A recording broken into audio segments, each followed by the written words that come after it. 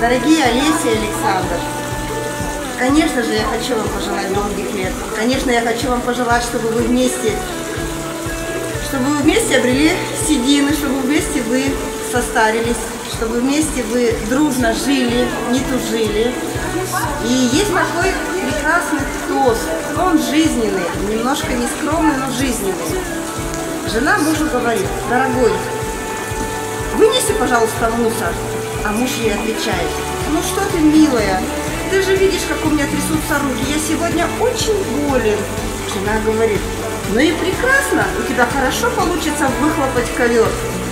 Так я хочу, чтобы в вашей жизни, несмотря на все трудности жизни, всегда находился кусочек вкусной бекона.